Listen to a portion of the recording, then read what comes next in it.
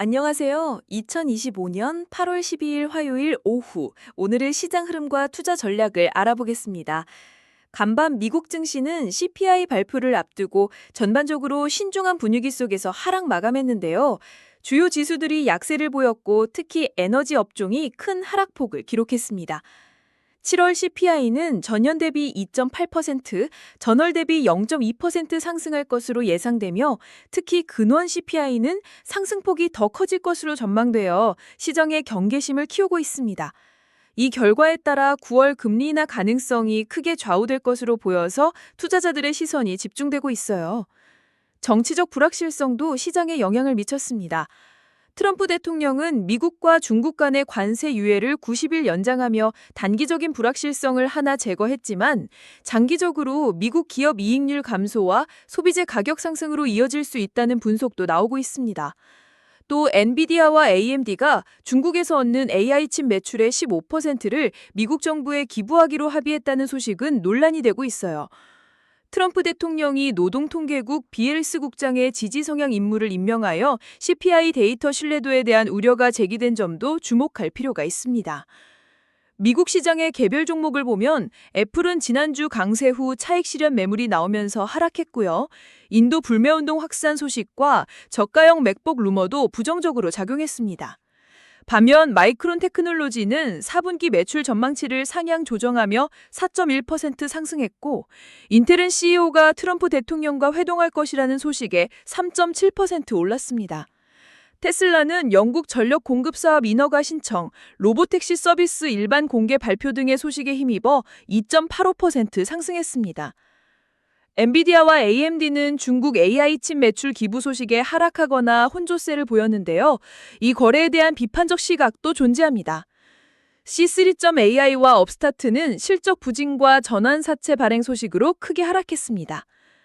제네라콜딩스는 AI 데이터 센터 확장했다는 신규 수주와 엔비디아를 주요 고객으로 확보했다는 소식에 주가가 급등했습니다. 어도비는 AI 확산으로 매출이 줄어들 수 있다는 보고서가 나오면서 일부 소프트웨어 기업의 전망에 대한 우려를 키웠습니다. JP모건은 CPI 결과에 따라 S&P 500이 최대 2% 상승하거나 3% 하락할 수 있다고 전망하며 변동성을 경고했습니다. 이제 한국 증시로 넘어와 볼까요? 한국 증시는 전강 후약 흐름을 보이며 하락 마감했습니다. 코스피는 외국인과 기관의 양매도로 3,189포인트로 마감했고 코스닥도 0.57% 하락했어요. 코스피는 3,150에서 3,250포인트 박스권에 갇혀있는 흐름을 이어갔습니다. 가장 큰 이슈는 바로 대주주 양도세 기준 불확실성인데요. 여당과 대통령실의 엇갈린 메시지가 시장에 큰 혼란을 주면서 외국인 매도 전환으로 이어졌고 이것이 증시 하락의 주요 원인이 되었습니다. 개인 투자자분들께 큰 혼란을 주고 있는 이 문제에 대해서는 시장의 안정과 신뢰를 위해 정부의 명확하고 일관된 정책 발표가 시급하다는 목소리가 커지고 있습니다. 주요 종목 동향을 살펴보면 삼성전자와 SK하이닉스는 마이크론의 긍정적인 실적 전망과 SK하이닉스의 HBM 시장 성장 기대감이 힘입어 상승세를 보였습니다. LG에너지솔루션도 숨고르기 후 다시 상승을 시도하는 모습이고요. 두산에너빌리티는 시장 지수보다 강하게 움직이며 베트남 정상회담 및 뉴스케일 파워와 SMR 계약 체결 기대감에 상승했으나 최근 외국인 매도세가 관찰되었습니다.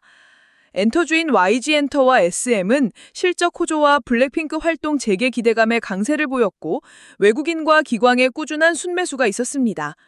2차전지 관련주는 테슬라 각형 배터리 한국 조달 추진 소식에 강세를 보였지만 성장주로서의 현실과 미래 사이의 괴리에 대한 우려도 제기되고 있습니다. 엔소프트, 카카오, 현대차, APR은 외국인 순매수 종목으로 나타났습니다. 솔리드는 5G에서 반도체 사업으로 성공적으로 전환하여 견조한 실적을 내고 있어 주목할 만합니다. 한국 증시의 단기 전망은 코스피가 3,200포인트 박스권을 돌파할지 여부가 중요한데요. 돌파 시 역대 최고치인 3,310까지 갈 수 있지만 이를 위해서는 미국 지표의 안도감, 정부의 대주주 기준 완화 같은 명확한 정책, 그리고 외국인의 대규모 매수가 필요합니다. 전반적으로 종목 장세가 이어지고 있어 신중한 전략이 요구되는 시점입니다. 암호화폐 시장은 비트코인이 12만 달러, 이더리움이 4,300달러를 넘어서며 신고가를 경신하는 등 강세를 보였습니다.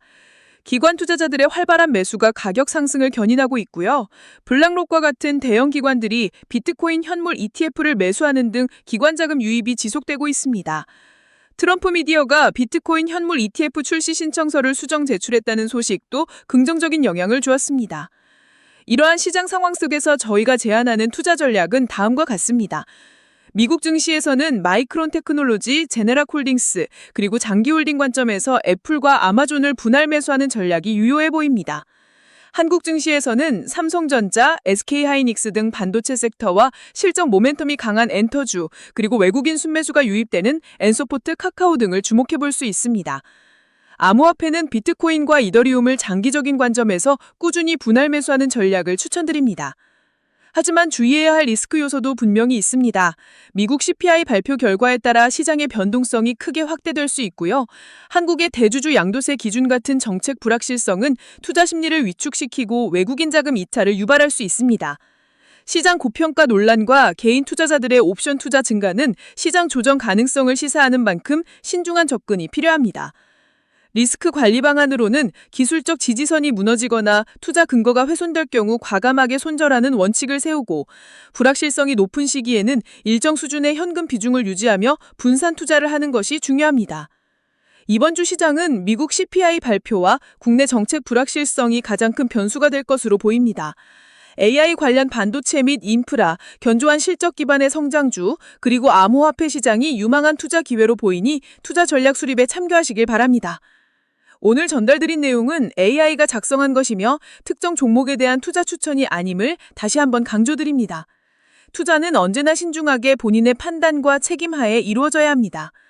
오늘 내용이 도움이 되셨다면 구독과 좋아요, 알림 설정까지 꼭 부탁드려요. 다음 시간에 또 유익한 정보로 찾아뵙겠습니다.